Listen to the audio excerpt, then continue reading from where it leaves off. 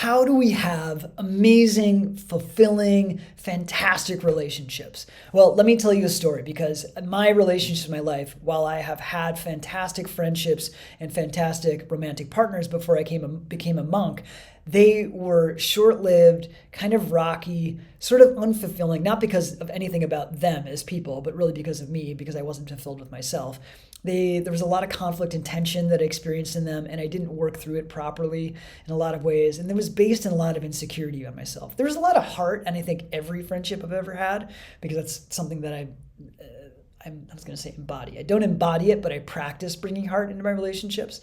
So let's talk about this. Here's a recent example of a fantastic conversation that I had with my dear friend Doug. Now, Doug is the embodiment of a distinguished gentleman. He's like 65. He dresses really well. He's polite. He's got all these different amazing qualities about himself. I actually admire him tremendously. This one thing that he does, though, he eats super fast. And you don't see him eat super fast, but he eats super fast. It's a thing that I've sort of like poked at him about. I'm like, hey, maybe you slow down a little, because I'll just turn over and his plate's gone and I'm like still eeating, Not a big deal. And you can tell this is kind of confession that I'm having with you here, dear stranger, now friend.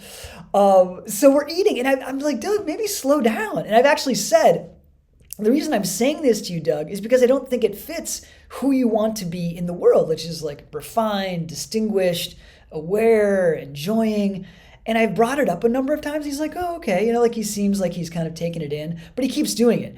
And so the other day I was like, can we just talk about it? It's not a huge deal, but he and I love having these conversations because we both take ownership and vulnerability and kind of reflect things to each other in a really sweet, kind way. At least that's what we practice.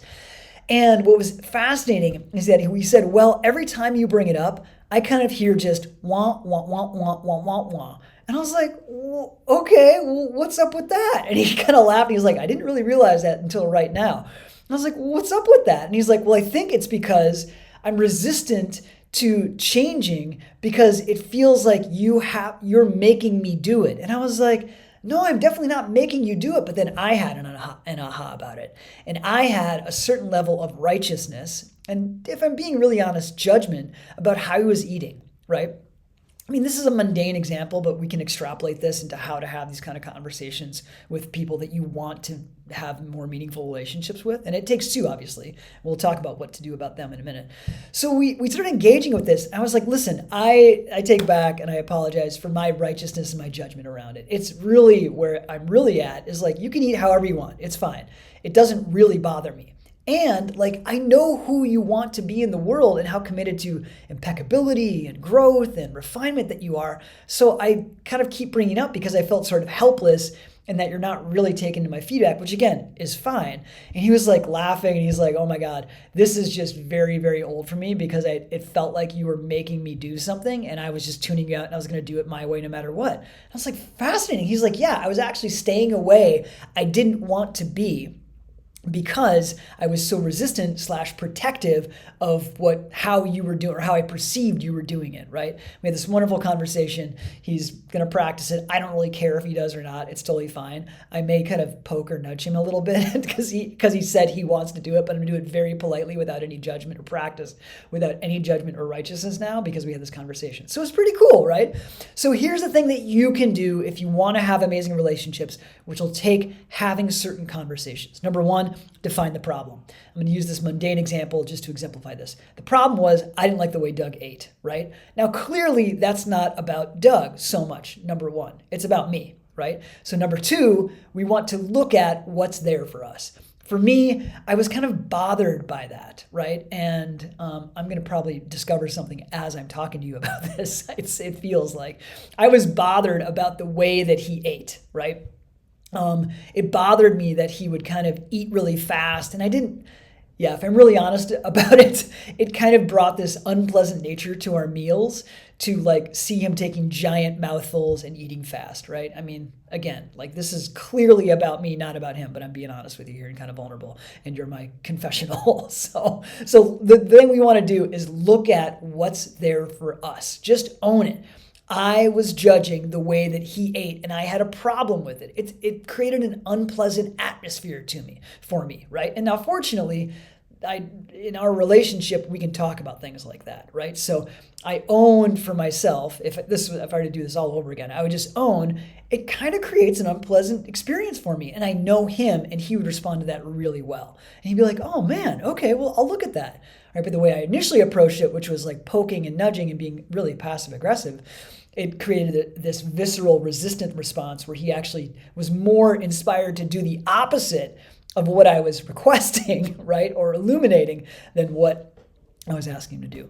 So number 1, define the problem. Number 2, look at what's there for us. Number 3, look at how people hear and experience us, right? So this is an examination that's something I've been engaged in for years, is really seeing how people hear and respond to me.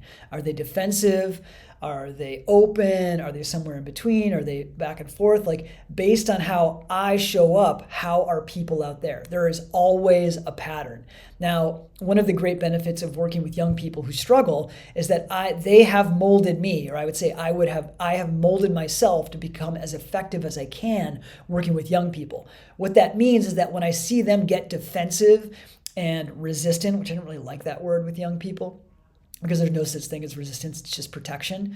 We'll go into that in another piece here. But I have molded myself such that young people feel compelled to be open with me. So I've spent thousands of hours doing that. If you haven't done that for yourself, it's fine. Just look at and even hear from people around how they feel about you and how you could change such that they feel more open to share and change for themselves, right? And be honest with ourselves. What do we really want for them? I wanted Doug to eat differently. Right? I had to own that for myself, and then look at what's really there for me. Yeah. So that's the third part, is look at how people hear and experience us and what we really want from people, just to be honest about it. And number 4, do what I did, or what Doug and I did. Have meaningful conversations. Now, here's how you do that. You start with ownership and you start with sharing. You share from the heart, you get vulnerable, and you own what you are bringing to the relationship in that example. For me, if I were to do this all over again and do it in a pure way, I would own that I'm kind of righteous and judgy about how he eats, right? And I could just own that and be like, I don't want to be that way, and I apologize, and I take back my ownership, I take back my judgment and my righteousness, right? And for ourselves, we can just free them to be the way that they want, knowing that how they are will have an impact on us. And we can own that with them, right? For example, if he's like, no, I'm not going to change, I like how I eat, then I could just say, that's totally fine. You get to do that. It may just mean that I don't have meals as much with you. And it's totally fine. That's the freeing them to be who they are and freeing myself from them, right? So it's that piece of owning and sharing our own experience, letting them make choices based on that, and sharing what the impact might be on us, right? So if you practice these 4 things, you are going to have deep, meaningful relationships. I assure you. All my best.